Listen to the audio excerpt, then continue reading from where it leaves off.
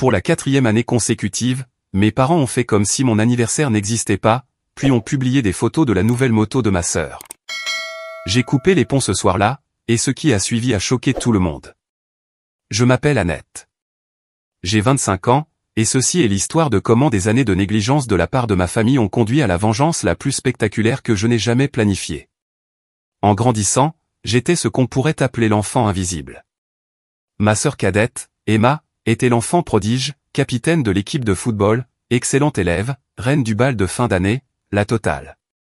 Pendant ce temps, j'étais la passionnée de lecture qui préférait lire plutôt que de faire la fête, j'obtenais des notes correctes, mais rien de spectaculaire, et je passais généralement inaperçu. Ne vous méprenez pas, je n'étais pas jalouse du succès d'Emma.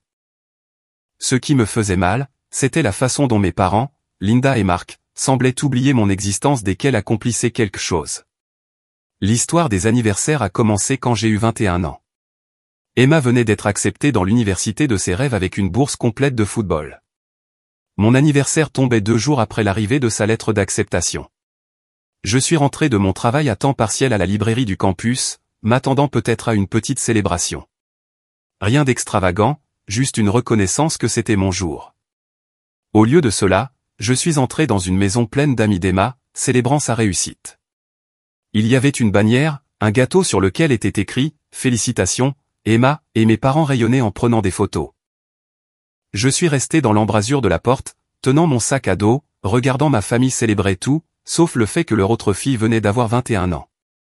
Quand j'ai finalement pris la parole, ma mère a semblé sincèrement confuse un instant, avant que son visage ne rougisse. « Oh, ma chérie, je suis tellement désolé. Nous avons été tellement pris par la nouvelle d'Emma. Nous fêterons ça demain. » D'accord. Demain est venu et reparti. Tout comme le jour d'après. La 2e année, j'ai décidé d'être proactive. Je le leur ai rappelé une semaine à l'avance, puis 3 jours avant, puis le matin même. Emma venait d'obtenir son premier stage dans une prestigieuse agence de marketing. Vous pouvez deviner ce qui s'est passé. Je suis rentré à la maison pour trouver mes parents en train de publier sur Facebook à quel point ils étaient fiers de la réussite professionnelle d'Emma, avec des photos de 3 à un dîner chic, le jour de mon anniversaire. Quand je les ai confrontés, mon père a eu le culot de dire « Annette, tu es une adulte maintenant. Les anniversaires ne sont plus si importants. » Ceci, alors que le 20e anniversaire d'Emma, 3 mois plus tôt, avait été une célébration d'un week-end entier, avec une fête surprise et une voiture. La 3e année, c'est là que j'ai commencé à tenir des registres détaillés. J'ai fait des captures d'écran de chaque publication Facebook, de chaque story Instagram, de chaque message dans le groupe de discussion familiale. Emma a eu son premier appartement, et mes parents ont passé mon 23e anniversaire à l'aider à déménager et à publier sur le fait que c'était un jour marquant pour leur incroyable fille. Le pluriel était remarquablement absent. J'ai commencé une thérapie à cette époque. Le docteur Peterson m'a aidé à comprendre que je n'étais pas folle de me sentir blessée, que mes sentiments étaient valides, et que j'avais tout à fait le droit d'attendre une reconnaissance de base de la part de ma famille. Elle m'a aussi aidé à réaliser que ce schéma ne changerait pas, à moins que je ne le change moi-même. Ce qui m'amène à cette année, la 4e année consécutive d'invisibilité d'anniversaire. J'étais en master depuis 2 ans, et je travaillais sur ma thèse, tout en maintenant un excellent dossier académique et en travaillant à temps partiel dans un café pour couvrir mes dépenses. Emma, pendant ce temps, avait décidé qu'elle voulait devenir blogueuse de voyage après avoir travaillé dans le marketing pendant moins d'1 an, et avait démissionné. Mes parents trouvaient cela courageux et qu'elle suivait ses rêves. 2 semaines avant mon 25e anniversaire, j'ai fait quelque chose de différent. J'ai envoyé un SMS groupé à mes parents et à Emma. Juste un rappel que mon anniversaire est le 15. J'aimerais vraiment le fêter avec ma famille cette année. Ça fait un moment. Maman a répondu, bien sûr, ma chérie. Nous organiserons quelque chose de sympa. Emma a répondu, j'ai hâte. Papa a envoyé un emoji. Je me sentais prudemment optimiste. Peut-être que cette année serait différente. Le matin de mon anniversaire, je me suis réveillé avec 17 messages de joyeux anniversaire de la part d'amis, de mon directeur de thèse, et même de mon patron au café où je travaillais. Rien de ma famille. J'ai vérifié Instagram et Facebook. Rien là non plus, bien qu'Emma ait posté un selfie de son cours de yoga matinal, et que maman ait partagé une recette de muffins sans gluten. J'ai décidé de leur accorder le bénéfice du doute. Peut-être qu'ils préparaient une surprise. Je suis allé à mes cours du matin, puis j'ai travaillé, et je suis rentré vers 18 heures. La maison était silencieuse. J'ai trouvé un mot sur le comptoir de la cuisine, de l'écriture de maman. Parti dîner, reste dans le frigo. Maman. C'est à ce moment-là que j'ai vu la story Instagram d'Emma. Elle était chez un concessionnaire Kawasaki avec mes parents, tous souriants alors qu'elle posait à côté d'une Ninja 400 toute neuve. L'horodatage montrait qu'ils étaient là depuis 2 heures, pile au moment où ils auraient dû me fêter. La story suivante montrait Emma signant des papiers, puis une autre où elle sortait du concessionnaire au guidon de la moto, avec la légende « Les rêves deviennent réalité ». Merci aux parents les plus incroyables du monde. Béni nouveau bolide la famille d'abord. Mes parents avaient commenté avec des émojis cœur et si fiers de notre fille. Je me suis assise par terre dans la cuisine et j'ai ri. Pas parce que c'était drôle, mais parce que l'alternative était de crier. 4 ans. 4 ans à être oublié le seul jour qui est censé être le vôtre, et il l'avait encore fait, en achetant à ma sœur une moto à 6 000 €, qu'elle avait probablement mentionné vouloir une seule fois. J'ai fait des captures d'écran de tout. Puis j'ai fait quelque chose que je n'avais jamais fait auparavant. Je les ai appelés. Maman a répondu à la 3e sonnerie, avec un bruit de moteur en fond. Salut ma chérie, on aide juste Emma avec quelque chose. Je peux te rappeler? C'est mon anniversaire, dis-je. Silence. Puis, oh mon Dieu, Annette. J'ai complètement oublié. On était tellement excités par la surprise d'Emma et... J'ai raccroché. Papa a rappelé immédiatement. J'ai refusé. Emma a appelé. Refusé. Maman a envoyé un SMS. Annette, s'il te plaît, laisse-nous t'expliquer. Nous rentrons à la maison maintenant. Je n'ai pas répondu. À la place, j'ai commencé à faire mes valises. J'étais resté à la maison pour économiser de l'argent pendant mes études, mais j'avais assez d'économies pour la caution d'un petit appartement. J'avais même visité un endroit la semaine précédente, au cas où. J'ai appelé le propriétaire. Miraculeusement, il était toujours disponible. Le temps que ma famille rentre à 21 heures, ma chambre était vide, et j'étais parti. Les appels et les SMS ont commencé immédiatement. Maman, Annette, où es-tu? Nous devons en parler. Papa, tu es dramatique. Rentre à la maison pour qu'on puisse discuter de ça comme des adultes. Emma, Annette, je suis désolé pour aujourd'hui, mais tu ne peux pas simplement disparaître. Maman pleure. J'ai éteint mon téléphone et j'ai passé ma première nuit de liberté dans mon nouvel appartement, en mangeant des plats chinois à emporter et en regardant Netflix. C'était le meilleur anniversaire que j'avais eu depuis des années. Le lendemain matin, j'ai rallumé mon téléphone et j'ai trouvé 47 appels manqués et 23 SMS. Je les ai tous supprimés sans les lire et j'ai changé de numéro. Ensuite, je les ai bloqués sur tous les réseaux sociaux et j'ai mis mes comptes en privé. Je pensais que ce serait la fin. J'avais tort. Le docteur Peterson avait toujours dit que les familles avec ces dynamiques n'acceptent pas simplement d'être coupées du monde, la situation dégénère. Elle avait raison. Ça a commencé par leur apparition sur mon lieu de travail. Je travaillais le matin au café Ground Coffee quand Emma est entrée, suivie de mes parents.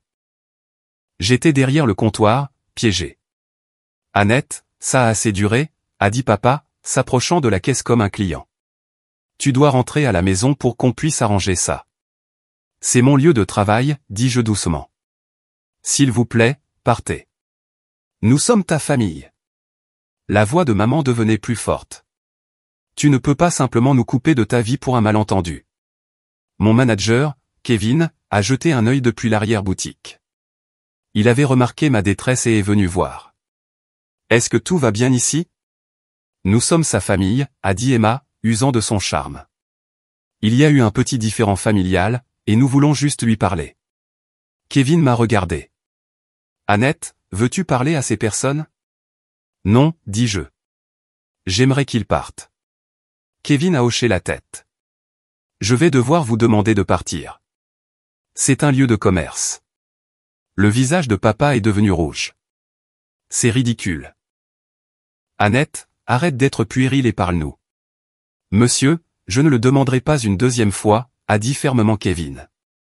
Ils sont partis, mais pas avant que maman ne déclare bruyamment, nous t'avons mieux élevé que ça, Annette. Ils ont essayé 2 fois de plus au café avant que Kevin ne leur interdise l'accès. Ensuite, ils ont trouvé mon appartement. Je n'ai aucune idée de comment. J'avais fait attention de ne donner mon adresse à personne. Ils n'ont pas seulement frappé, ils ont campé. Je suis rentré de mon travail du soir au centre de tutorat pour les trouver tous les 3 assis sur les marches de mon appartement. Nous ne partirons pas tant que tu ne nous auras pas parlé, a annoncé Emma. J'ai appelé la police. Quand les agents sont arrivés, ma famille a essayé d'expliquer que c'était juste un malentendu familial et qu'ils s'inquiétaient pour leurs filles et sœurs. Les policiers ont été polis mais fermes. Ils devaient quitter la propriété. Voilà ce que tu es devenu, a crié maman alors qu'ils étaient escortés. Appeler la police contre ta propre famille. Oui, pensais-je. C'est exactement ce que je suis devenu. Le harcèlement a continué pendant 3 semaines. Ils ont trouvé le bureau de mon directeur de thèse et s'y sont présentés, disant au docteur Martinez qu'ils s'inquiétaient pour ma santé mentale et lui demandant si je me comportais étrangement. Le docteur Martinez, heureusement, leur a rappelé les lois sur la confidentialité et leur a demandé de partir. Ils ont contacté mes professeurs de premier cycle, dont ils ont trouvé les informations en ligne. Ils ont appelé mes 2 emplois. Emma a même essayé d'obtenir des informations de mon ancienne colocataire, prétendant que j'avais disparu et qu'ils essayaient juste de s'assurer que j'étais en sécurité. Mais l'incident le plus intrusif s'est produit pendant ma 3e semaine de liberté. J'étais à la bibliothèque universitaire, travaillant sur des recherches pour ma thèse dans ce que je pensais être un coin obscur de la section des études supérieures. J'avais choisi cet endroit spécifiquement parce qu'il était caché derrière les revues d'économie, un endroit où ma famille ne penserait jamais à chercher. J'étais profondément concentré quand j'ai entendu des voix familières. Mon sang se glaça quand je réalisai qu'Emma parlait à la bibliothécaire au bureau de renseignement, qui se trouvait malheureusement à portée de voix de ma cachette. « Je cherche ma sœur, Annette Mitchell », disait Emma de sa voix la plus douce. Elle est étudiante en master ici, et nous sommes très inquiets pour elle. Elle traverse une période difficile et ne répond plus à nos appels. Nous voulons juste nous assurer qu'elle va bien. La bibliothécaire, Madame Patterson, m'avait aidé dans mes recherches à plusieurs reprises au cours des 2 dernières années. Elle me connaissait comme une étudiante calme et dévouée, qui rendait toujours les livres à temps et ne causait jamais de problème. Je suis désolé, mais je ne peux pas donner d'informations sur les étudiants, a répondu Madame Patterson professionnellement. Oh, je comprends tout à fait, a dit Emma, sa voix prenant cette intonation manipulatrice dont je me souvenais quand elle voulait quelque chose de nos parents. Je ne demande pas d'informations personnelles. Je voulais juste. Pourriez-vous peut-être lui dire que nous sommes passés si vous la voyez? Nous sommes sa famille et nous l'aimons tellement. Nous voulons juste qu'elle sache que nous sommes là pour elle. J'ai observé, de derrière les rayons, Emma sortir son téléphone et montrer quelque chose à Madame Patterson sur l'écran. C'est de son anniversaire le mois dernier. Vous voyez comme notre famille est heureuse? Nous avons eu une célébration tellement merveilleuse, mais après, Annette a commencé à agir bizarrement, et maintenant elle ne veut plus nous parler. Nous avons peur qu'elle fasse une sorte de dépression. Je ne pouvais pas voir ce qu'Emma lui montrait, mais je pouvais le deviner. Probablement des photos de l'achat de la moto, soigneusement recadrées et contextualisées pour faire croire à une fête de famille plutôt qu'à mon exclusion. L'expression de Madame Patterson est restée neutre. Je comprends votre inquiétude, mais la politique de l'université est très claire en matière de confidentialité des étudiants. Si vous vous inquiétez pour le bien-être d'un membre de votre famille, je vous suggère de contacter les autorités compétentes plutôt que la bibliothèque. Le masque d'Emma est tombé un bref instant. J'ai vu une lueur de frustration traverser son visage avant qu'elle ne reprenne son rôle de sœur inquiète. Bien sûr, vous avez tout à fait raison. Merci pour votre temps. Après le départ d'Emma, j'ai attendu 20 minutes avant de m'approcher de Madame Patterson. Elle a levé les yeux quand je me suis approché de son bureau, et j'ai vu une reconnaissance immédiate dans son regard. « Annette », dit-elle doucement, en jetant un coup d'œil autour pour s'assurer que nous n'étions pas entendus. « Je crois que quelqu'un venait de vous chercher. »« Je sais », dis-je. « J'ai tout entendu. Merci de ne lui avoir rien dit. » Madame Patterson a étudié mon visage attentivement. « Vous allez bien, ma chère ?» Elle semblait sincèrement préoccupée, mais quelque chose dans la situation me semblait étrange. J'ai pris une décision rapide. Madame Patterson avait toujours été gentille avec moi, et je faisais confiance à sa discrétion.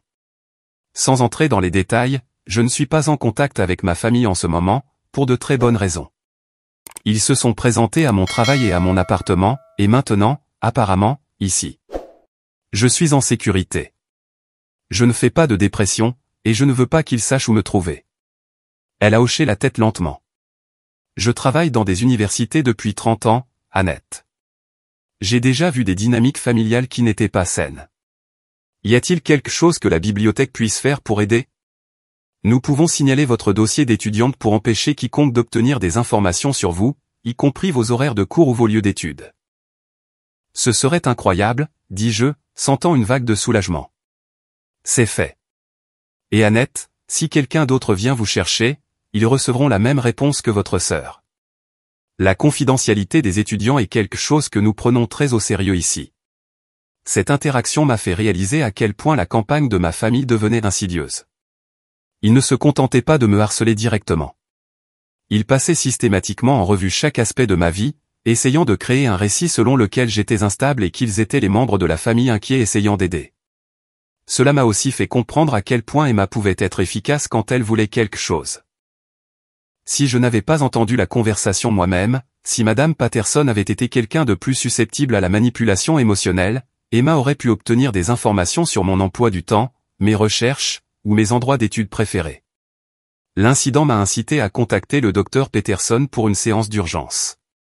Je devais digérer non seulement la violation de les voir me retrouver à la bibliothèque, mais aussi la prise de conscience de la nature calculée de leur approche.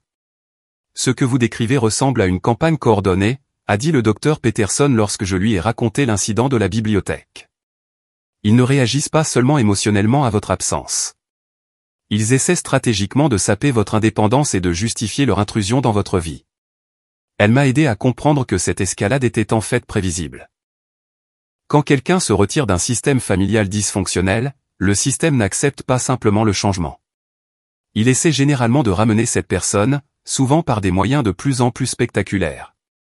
Ce que fait votre famille vous dépeindre comme instable, prétendre que vous avez besoin d'aide, se positionner comme les parents inquiets est une tactique de manipulation classique. Mais que se passe-t-il si les gens les croient, ai-je demandé. Emma était si convaincante avec la bibliothécaire. Et si mes professeurs ou mes employeurs commencent à penser que je fais vraiment une sorte de dépression? C'est exactement pourquoi la documentation est si importante, a répondu le docteur Peterson. Vous avez conservé des archives de ces incidents, ce qui est intelligent. Mais vous pourriez aussi envisager d'être proactive pour contrôler le récit. C'est alors qu'elle a suggéré quelque chose que je n'avais pas envisagé, contacter les personnes clés de ma vie pour les prévenir de ce qui se passait. Vous n'avez pas besoin d'entrer dans tous les détails, a-t-elle expliqué, mais si votre famille continue ce schéma de contacter les gens de votre vie, il pourrait être utile que ces personnes aient le contexte de ce qui se passe réellement. Au cours des jours suivants, j'ai eu certaines des conversations les plus difficiles de ma vie. J'ai contacté mon directeur de thèse, le docteur Martinez, et lui ai donné un bref aperçu de la situation. Je voulais que vous sachiez que ma famille pourrait continuer à essayer de vous contacter, ai-je expliqué. J'ai pris la décision de couper les ponts avec eux pour mon propre bien-être, et ils ont réagi en essayant de convaincre les gens de ma vie que je traverse une crise de santé mentale. Ce n'est pas le cas. En fait, je vais mieux que jamais. Mais je voulais que vous ayez le contexte au cas où ils vous recontacteraient. Le docteur Martinez a été incroyablement compréhensive. Annette, je conseille des étudiants diplômés depuis 15 ans, et j'ai déjà vu des dynamiques familiales affecter le travail des étudiants. Pour ce que ça vaut, vous avez été l'une de mes étudiantes les plus concentrées et productives ce semestre. La qualité de votre travail s'est même améliorée depuis le début de l'année. J'ai eu des conversations similaires avec mes superviseurs à mes 2 emplois. Kevin, au café, était déjà au courant de la situation à cause de leur harcèlement en personne, mais j'ai aussi parlé à ma superviseure au centre de tutorat. Je vous remercie de m'en avoir parlé, a dit mademoiselle Chen. Nous avons reçu un appel il y a quelques jours de quelqu'un prétendant être votre mère, qui posait des questions sur votre horaire de travail et si nous avions remarqué des changements dans votre comportement. Je n'ai donné aucune information, mais l'appel m'a intrigué.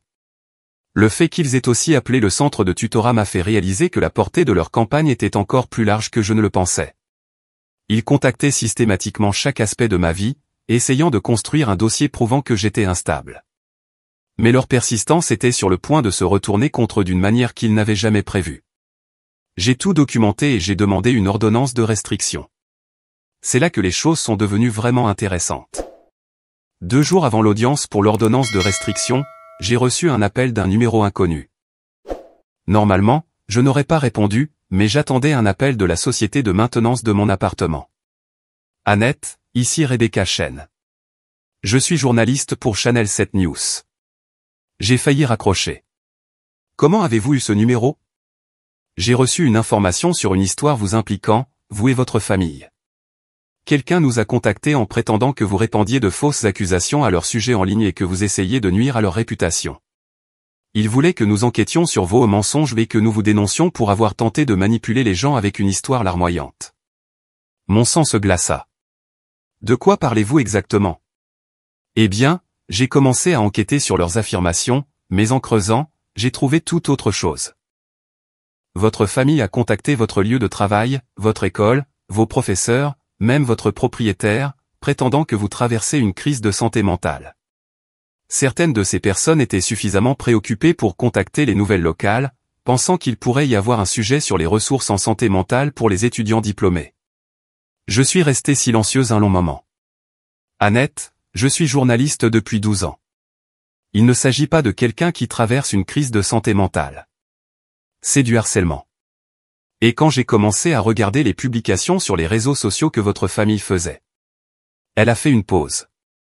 Seriez-vous prête à me parler? C'est ainsi que j'ai appris que mes parents et Emma ne s'étaient pas contentés de me harceler en privé. Ils avaient lancé une véritable campagne sur les réseaux sociaux, me dépeignant comme une fille instable et ingrate qui avait abandonné sa famille aimante et répandait des mensonges à leur sujet en ligne. Le problème, c'est que je n'avais rien publié à leur sujet en ligne. J'étais devenue complètement silencieuse sur les réseaux sociaux après avoir coupé les ponts. Rebecca m'a envoyé des captures d'écran. Maman avait publié un long statut sur Facebook expliquant à quel point ils avaient le cœur brisé que j'ai choisi de croire à de faux récits à leur sujet et que je refuse de recevoir l'aide dont j'avais besoin. Elle avait demandé des prières pour leur famille pendant cette période difficile. Papa avait partagé un article sur la maladie mentale et les jeunes adultes, commentant que parfois, les personnes que vous aimez le plus sont celles qui vous blessent le plus profondément lorsqu'elles sont en difficulté. Emma avait publié un TikTok sur les membres de la famille toxique qui vous manipulent et jouent les victimes, sans me nommer directement, mais quiconque connaissait notre famille comprendrait. Le plus dommageable était une publication que maman avait faite dans un groupe Facebook local pour les parents, demandant des conseils sur les enfants adultes qui coupent les ponts pour des affronts imaginaires, et dépeignant une fille troublée qui avait toujours été dramatique et essayait maintenant de détruire la famille qu'il avait élevée avec amour. Mais c'est là qu'ils ont commis une erreur. Rebecca était minutieuse.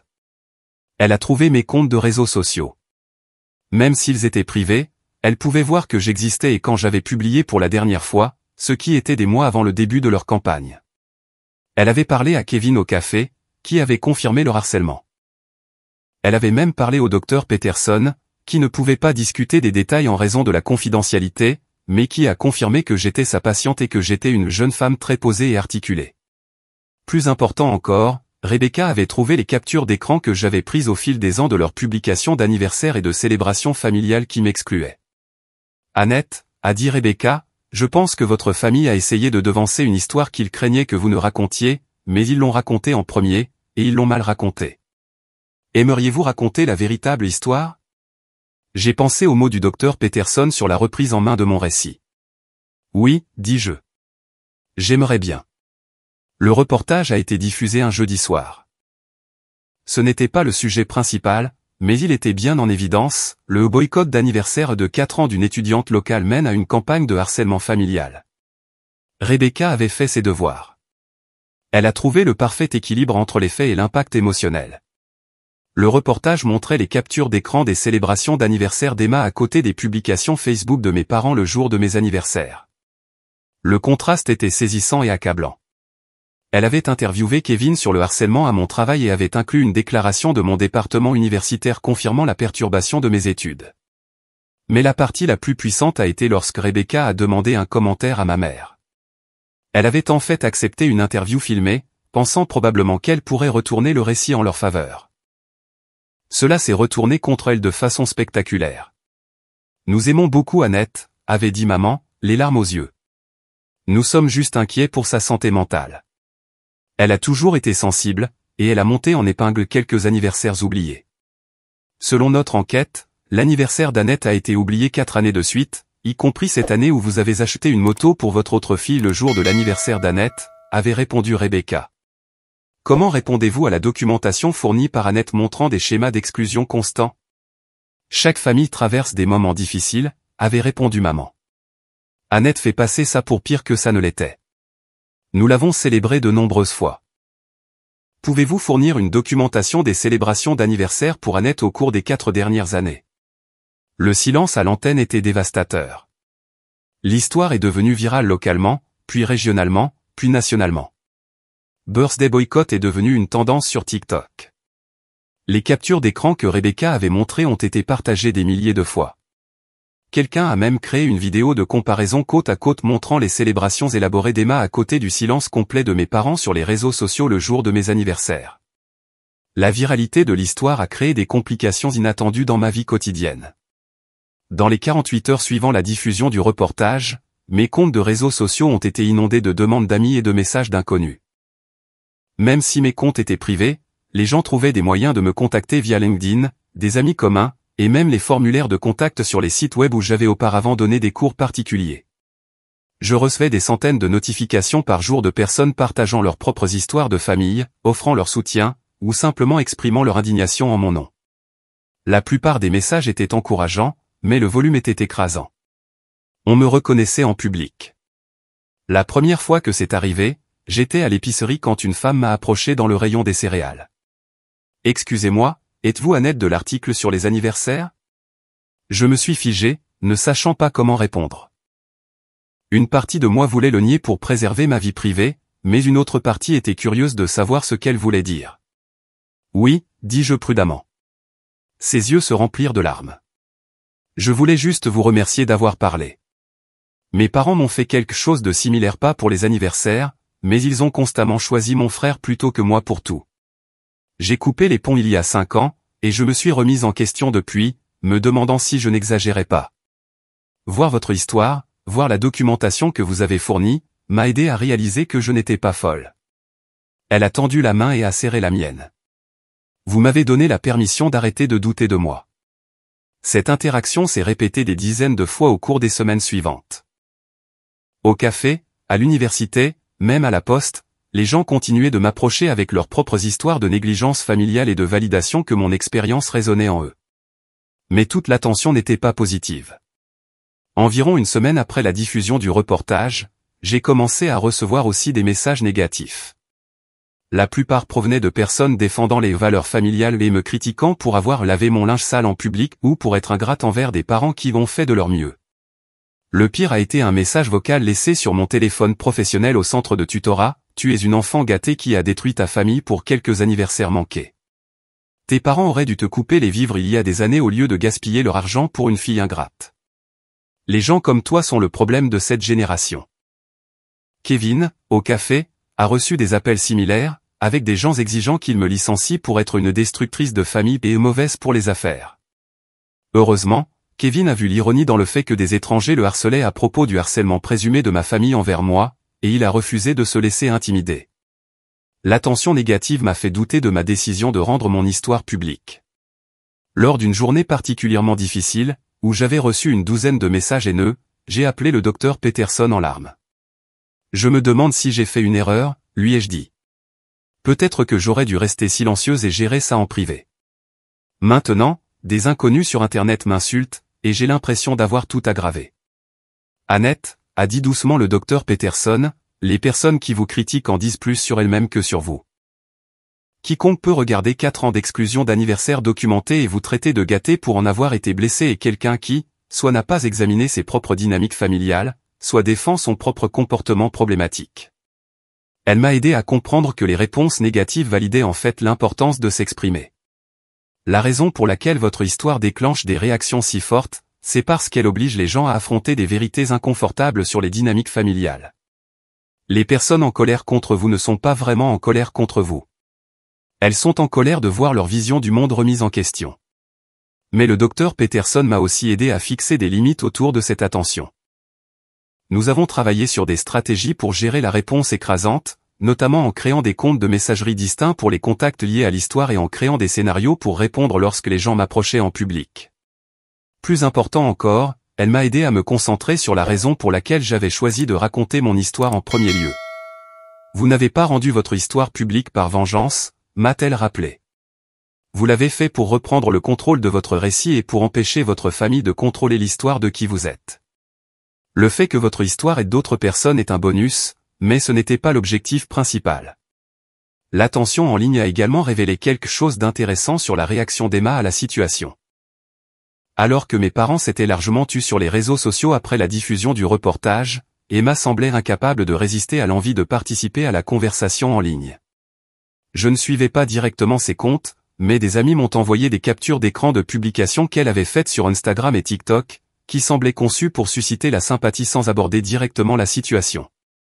Elle a posté une photo d'elle en pleurs avec une légende, « Parfois, les personnes les plus proches de vous sont celles qui vous blessent le plus. J'envoie de l'amour à tous ceux qui font face à des difficultés familiales en ce moment. » Un autre post la montrait l'air songeur au coucher du soleil avec le texte « Apprendre qu'on ne peut pas contrôler les récits des autres, seulement sa propre vérité. La croissance est douloureuse mais nécessaire. » Les commentaires sur ces publications étaient brutaux. Les gens les avaient clairement liés à mon histoire et n'achetaient pas le récit de victime d'Emma. Les commentaires allaient de « Peut-être essaie de reconnaître l'existence de ta sœur et ta vérité est assez bien documentée dans ses publications d'anniversaire » à simplement des dizaines d'émojis de gâteaux d'anniversaire. Emma a fini par supprimer les 2 publications en moins de 24 heures, mais pas avant que des captures d'écran ne soient prises et partagées dans les groupes Facebook qui s'étaient formés autour de mon histoire. La réaction la plus révélatrice est venue lorsque quelqu'un a trouvé l'ancienne chaîne YouTube d'Emma, où elle publiait des vlogs sur la vie de famille au fil des ans. Les gens ont examiné les vidéos systématiquement, notant chaque fois qu'elle mentionnait des célébrations familiales, des vacances ou des réussites, et soulignant que je n'étais jamais mentionné une seule fois en plus de 50 vidéos sur 3 ans. Un commentateur a créé un document avec des horodatages montrant chaque célébration documentée par Emma, dîner d'anniversaire pour Emma, 15h23, championnat de foot d'Emma, 8h45, fête de remise des diplômes d'Emma, 22h17, célébration du stage d'Emma, 11h30. La liste continuait sur des pages, et mon nom apparaissait exactement 0 fois. La nature systématique de mon exclusion, lorsqu'elle était présentée chronologiquement à travers une documentation amateur, était plus accablante que tout ce que j'aurais pu dire moi-même. Mais le vrai choc est venu de la réaction. Mon histoire avait touché une corde sensible chez les personnes qui avaient vécu des dynamiques familiales similaires. Les commentaires ont afflué. Des centaines, puis des milliers de personnes partageant leurs propres histoires d'enfants oubliés, de boucs émissaires, de membres de familles invisibles. Plus important encore, les gens de ma communauté ont reconnu ma famille. Le blog de voyage d'Emma, qui peinait avec moins de 500 abonnés, a été inondé de commentaires. Les gens l'ont traité d'enfant gâté, pour avoir laissé ses parents me traiter de cette façon, pour avoir participé à la campagne de harcèlement. Les comptes de réseaux sociaux de mes parents ont été trouvés et inondés de commentaires négatifs. Maman a dû rendre son Facebook privé après que les gens aient commencé à commenter chaque publication avec des émojis de gâteaux d'anniversaire et des questions sur où j'étais sur les photos de famille. Le profil LinkedIn de mon père, il était directeur régional des ventes pour une entreprise de technologie, a reçu tellement de commentaires négatifs que le département des ressources humaines de son entreprise l'a contacté au sujet de la situation sur les réseaux sociaux affectant l'image de l'entreprise. Mais la réponse la plus spectaculaire est venue d'un endroit que je n'aurais jamais attendu, notre famille élargie. Je n'avais pas eu de nouvelles de la sœur de ma mère, Janet, depuis des années. Elle avait déménagé en Oregon quand j'étais au lycée, et nous avions perdu le contact. Mais elle a vu le reportage. Elle m'a appelé le lendemain de sa diffusion. « Annette, c'est ta tante Janet. J'ai vu les nouvelles et je dois te dire quelque chose. » Elle m'a dit qu'elle se demandait depuis des années pourquoi je n'étais jamais mentionné dans les nouvelles de la famille. Chaque fois qu'elle appelait maman ou voyait leurs publications sur Facebook, c'était toujours Emma, tout le temps. Quand elle posait des questions sur moi, maman donnait des réponses vagues, disant que j'allais bien ou que j'étais occupée avec l'école. Je pensais que tu étais peut-être juste discrète, que tu n'aimais pas les réseaux sociaux, a dit Janet. Je n'avais aucune idée qu'il t'ignorait complètement. Puis elle m'a dit quelque chose qui m'a glacé le sang. Annette, ce n'est pas nouveau. Ta mère a fait la même chose à son jeune frère, ton oncle Mike. Il était le calme. Il ne causait jamais de problème, il avait des notes correctes. Mais ton grand-père a toujours favorisé ta mère, et elle a appris à attirer l'attention en étant dramatique et exigeante. Mike a été oublié dans tout ce chaos. Qu'est-il arrivé à l'oncle Mike, ai-je demandé. Il a coupé les ponts avec la famille à 25 ans. Ta mère a dit à tout le monde qu'il était instable mentalement et qu'il avait tourné le dos à la famille. Elle l'a fait passer pour le méchant. Je l'ai cru pendant des années parce que j'étais jeune et que je ne comprenais pas les dynamiques. Mike a essayé de me contacter une fois pour m'expliquer sa version, mais je n'ai pas écouté. La voix de Janet s'est brisée. Il est mort dans un accident de voiture il y a 10 ans. Je n'ai jamais pu m'excuser auprès de lui ou entendre son histoire. Quand j'ai vu ce que tes parents te faisaient le même schéma, les mêmes mensonges, j'ai su que je ne pouvais pas rester silencieuse. C'est alors qu'elle a lâché une véritable bombe. Annette, j'ai gardé certaines des affaires de Mike après sa mort, y compris des journaux et des lettres qu'il a écrites mais jamais envoyées. Il a documenté tout ce que ta mère lui a fait, tout comme tu as documenté ce que tes parents t'ont fait. Et j'ai des photos de réunions de famille où Mike était clairement exclu, tout comme ils t'ont exclu. Elle a fait une pause. Voudrais-tu que je les scanne et te les envoie? Je pense qu'il est temps que le schéma de bouc émissaire de la famille soit exposé. 2 jours plus tard, ma boîte de réception était pleine de documents scannés qui dépeignaient une dysfonction familiale générationnelle. Les journaux de l'oncle Mike décrivaient les mêmes schémas que j'avais vécus, anniversaires oubliés, exclusion des célébrations, manipulation psychologique lorsqu'il essayait d'aborder les problèmes. Mais il y avait plus. Janet m'avait aussi envoyé des photos de réunions de famille des années 1980 et 1990. Sur chaque photo de famille, l'oncle Mike était soit absent, soit positionné tout au bord du groupe, souvent partiellement coupé. Sur les photos de célébration, il n'était jamais au centre de l'attention, personne n'avait le bras autour de lui, il n'avait jamais l'air sincèrement heureux.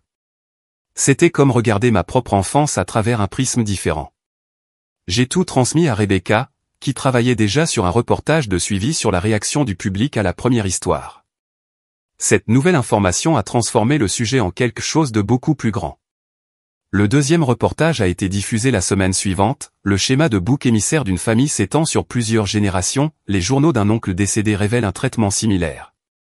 Cette fois, ce n'était pas seulement les nouvelles locales. Les médias nationaux ont repris l'affaire. L'histoire abordait le traumatisme générationnel, le phénomène du bouc émissaire familial et les effets psychologiques à long terme de la négligence émotionnelle. L'attention nationale a apporté un tout autre niveau d'examen et de soutien. J'ai commencé à recevoir des emails de journalistes de tout le pays voulant faire des interviews de suivi. Des producteurs d'émissions de talk shows de jour m'ont contacté pour savoir si j'étais prête à participer à leur programme pour discuter de la rupture des liens familiaux. Un agent littéraire m'a contacté, suggérant que j'écrive un livre sur mon expérience. Des histoires comme la vôtre sont incroyablement importantes, a-t-elle écrit. Il y a des millions de personnes qui font face à des dynamiques familiales similaires et qui ont besoin de voir qu'elles ne sont pas seules et qu'il est possible de briser ces cycles. L'idée d'écrire un livre était à la fois terrifiante et attrayante. D'un côté, cela signifierait continuer à vivre sous les feux des projecteurs et potentiellement faire face à plus d'attention négative. D'un autre côté, cela me donnerait l'occasion de raconter mon histoire en profondeur et potentiellement d'aider encore plus de gens. Mais le contact le plus inattendu est venu du docteur Angela Foster, une professeure de psychologie à l'université Northwestern, spécialisée dans les systèmes familiaux et le traumatisme générationnel. Annette, a-t-elle dit en appelant, je recherche les schémas de bouc émissaire familial depuis plus de 20 ans, et votre histoire, combinée à la documentation de votre oncle, représente l'un des exemples les plus clairs de répétition de schémas générationnels que j'ai jamais rencontrés. Seriez-vous intéressé à contribuer à mes recherches? Elle a expliqué qu'elle travaillait sur une étude longitudinale sur la manière dont les schémas de bouc émissaire se répètent à travers les générations et comment ils peuvent être interrompus. Le schéma de votre famille est un cas d'école, a-t-elle poursuivi. Mais ce qui est unique, c'est que vous avez une documentation s'étalant sur 2 générations. Les journaux de votre oncle et vos propres archives créent une fenêtre sans précédent sur la manière dont ces dynamiques se perpétuent. L'idée de transformer mon expérience douloureuse en quelque chose qui pourrait contribuer à la compréhension académique était séduisante. Le docteur Foster m'a assuré que toute participation à la recherche serait entièrement confidentielle et que j'aurais mon mot à dire sur la manière dont les résultats seraient présentés. L'un des plus grands défis dans l'étude du bouc émissaire familial, a-t-elle expliqué, est que les schémas sont souvent cachés au sein des systèmes familiaux. On apprend aux victimes à minimiser leurs expériences ou à se blâmer, et les familles présentent un récit différent au monde extérieur. Votre cas est inhabituel parce que le schéma est devenu publiquement visible, ce qui nous donne des aperçus que nous avons rarement l'occasion de voir. j'ai accepté de participer à ces recherches, en partie parce que je voulais contribuer à la compréhension de ces dynamiques, mais surtout parce que je voulais que mon expérience serve un objectif plus grand que ma propre guérison. L'analyse préliminaire du Dr Foster a révélé des schémas fascinants. Elle a découvert que le traitement de ma mère envers l'oncle Mike et son traitement envers moi suivaient des trajectoires presque identiques, favoritisme initial envers un frère ou une sœur charismatique, marginalisation progressive de l'enfant plus calme, escalade de l'exclusion autour des événements familiaux majeurs, et enfin, assassinat de caractère lorsque le bouc émissaire tentait d'aborder les problèmes. Ce qui est particulièrement intéressant, m'a dit le Dr Foster lors d'une de nos interviews, c'est la façon dont votre mère semble avoir inconsciemment recréé la dynamique familiale dans laquelle elle a grandi, mais en se plaçant dans le rôle de l'enfant favorisé plutôt que celui du bouc émissaire. Elle est devenue ce que son père était pour son frère, le parent qui participait activement à la marginalisation d'un membre de la famille. Cette perspicacité m'a aidé à comprendre quelque chose que je n'avais jamais pu articuler auparavant. Ma mère ne me négligeait pas seulement par indifférence. Elle recréait activement une dynamique familiale qui lui semblait normale, même si elle avait causé une douleur immense à son propre frère. Les familles sont des systèmes, a expliqué le Dr Foster. Quand quelqu'un grandit dans un système dysfonctionnel, il recrée souvent cette même dysfonction dans la génération suivante, même s'il en a été victime lui-même. Votre mère a appris que les familles ont un bon enfant et un enfant à problème, et elle s'est assurée qu'Emma soit positionnée comme le bon enfant, ce qui vous a automatiquement placé dans le rôle de l'enfant à problème. Les séances de recherche étaient à la fois éclairantes et émotionnellement difficiles. Parcourir ma documentation avec une chercheuse qualifiée signifiait examiner des schémas que j'avais été trop proche pour voir clairement. Le Dr Foster m'a montré comment l'exclusion de mes parents à mon égard s'était en fait intensifiée au fil du temps en réponse à mes réussites. Regardez cette chronologie, a-t-elle dit, en montrant un graphique qu'elle avait créé. Vos distinctions académiques, vos promotions professionnelles, votre admission en master. Elles sont toutes suivies, en quelques semaines, par des célébrations majeures pour Emma qui vous excluait. Elle a émis l'hypothèse que mes succès menaçaient le récit familial qui positionnait Emma comme celle qui réussit et moi comme le problème. Plutôt que de célébrer vos accomplissements, ce qui aurait perturbé leurs rôles établis, vos parents ont inconsciemment intensifié les célébrations d'Emma pour maintenir la hiérarchie. Cette explication m'a aidé à comprendre pourquoi mes exclusions d'anniversaire s'étaient aggravées avec le temps plutôt que de s'améliorer. J'avais toujours supposé que si seulement je réussissais plus, si je travaillais plus dur, ou si je causais moins de problèmes, mes parents finiraient par me remarquer et m'apprécier. Mais l'analyse du Dr Foster suggérait le contraire. Plus je réussissais, plus je devenais une menace pour le système familial, et plus il travaillait activement à me marginaliser. Le Dr Peterson a été interviewé en tant qu'experte des dynamiques familiales, avec ma permission, et elle a expliqué les schémas psychologiques qui créent des boucs émissaires au sein des familles. Ce que nous voyons ici, c'est un schéma qui se répète souvent à travers les générations, a-t-elle dit. Les familles développent des systèmes où un membre est constamment marginalisé, et cette marginalisation est ensuite justifiée par des récits qui dépeignent la victime comme trop sensible, dramatique ou instable mentalement.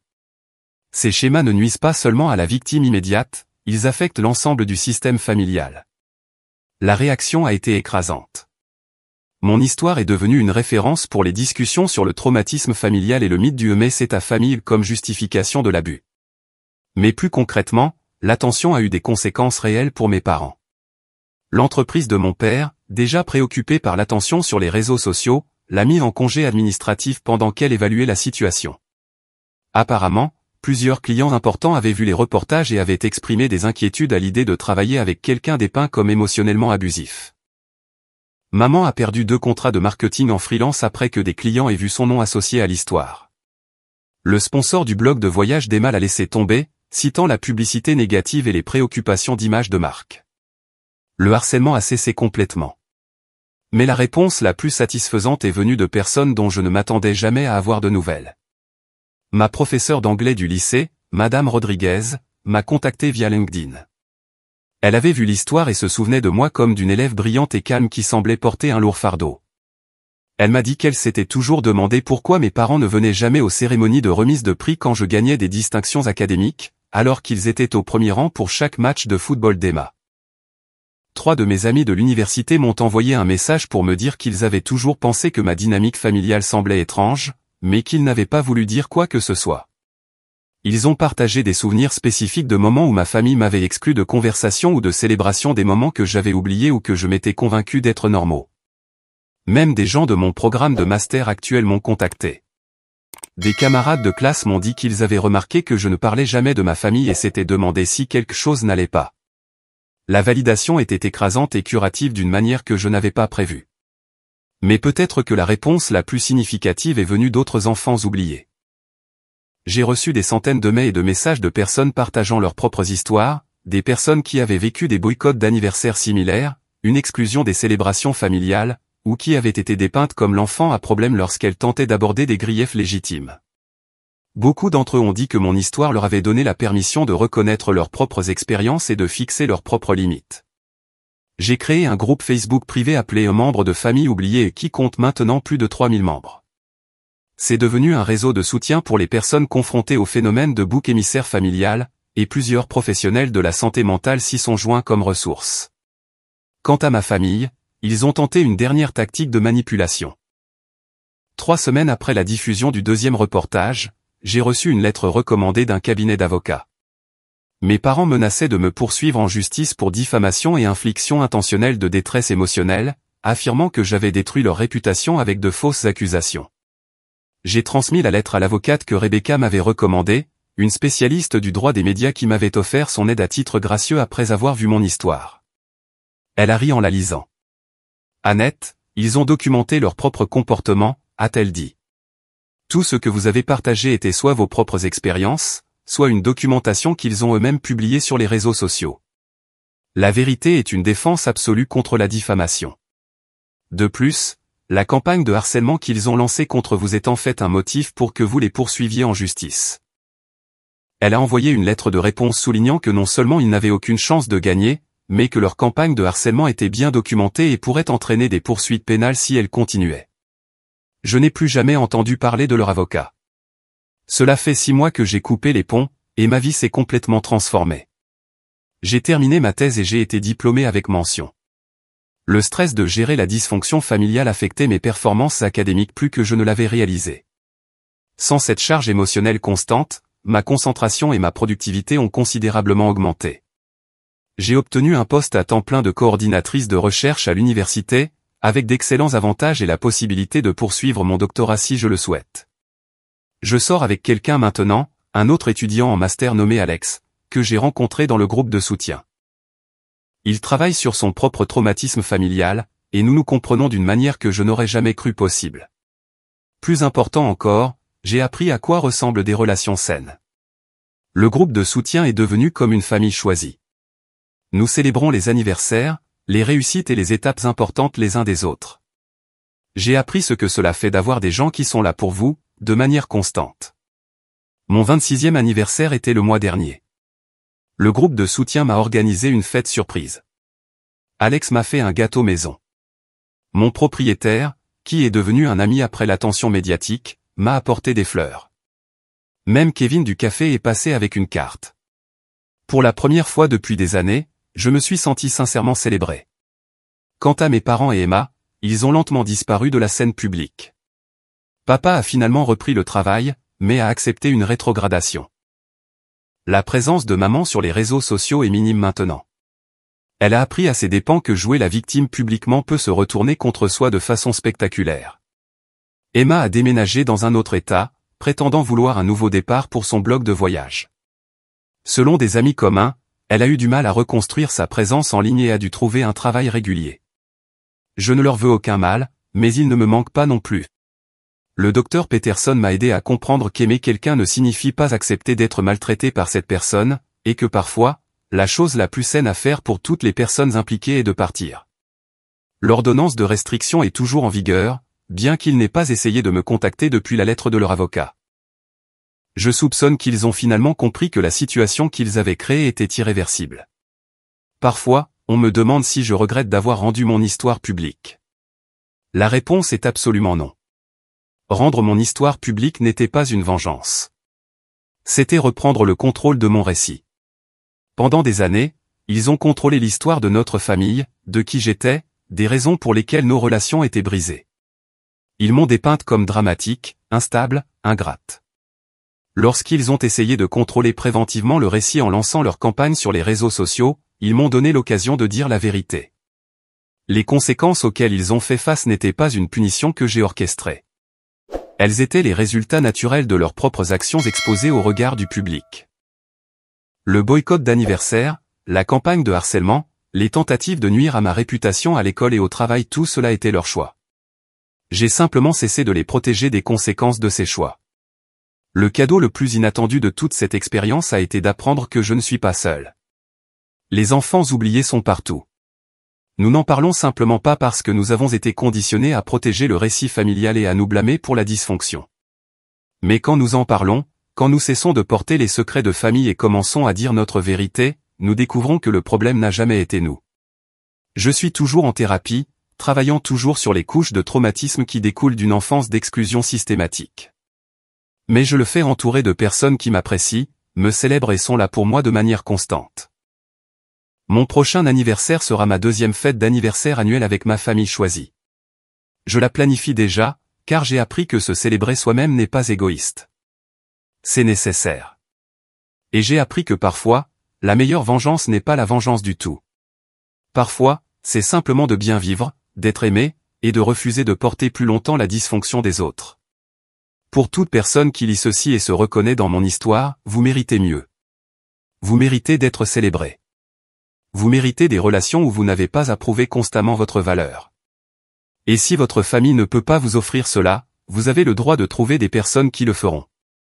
Les enfants oubliés méritent qu'on se souvienne d'eux, et nous n'avons besoin de la permission de personne pour enfin nous mettre en premier. Mise à jour, cela fait 1 an maintenant, et je voulais ajouter ceci. Emma m'a contacté le mois dernier par l'intermédiaire d'un ami commun. Elle voulait s'excuser et s'expliquer. J'ai refusé. Certains ponts, une fois brûlés, sont faits pour le rester. Mais je lui ai envoyé un message par l'intermédiaire de l'ami, j'espère que tu as appris à apprécier les gens dans ta vie pendant que tu les as, au lieu de les tenir pour acquis jusqu'à ce qu'ils soient partis. J'ai entendu dire qu'elle a pleuré en le recevant. Une partie de moi est triste à ce sujet, parce que je me souviens de la petite sœur qui me suivait partout et copiait tout ce que je faisais. Mais cette petite sœur a grandi pour devenir quelqu'un qui est resté les bras croisés pendant que nos parents oubliaient mon existence année après année, et qui n'a parlé que lorsqu'il y a eu des conséquences pour elle. Certaines excuses arrivent trop tard. La bonne nouvelle, c'est que j'ai appris que je n'ai pas besoin de ces excuses pour guérir. Je n'ai besoin d'aucun d'eux pour reconnaître ce qu'ils ont fait pour savoir que c'est arrivé, et pour savoir que ce n'était pas normal. J'avais besoin de leur reconnaissance quand je me battais encore pour des miettes de leur attention, mais je n'ai plus besoin de rien de leur part.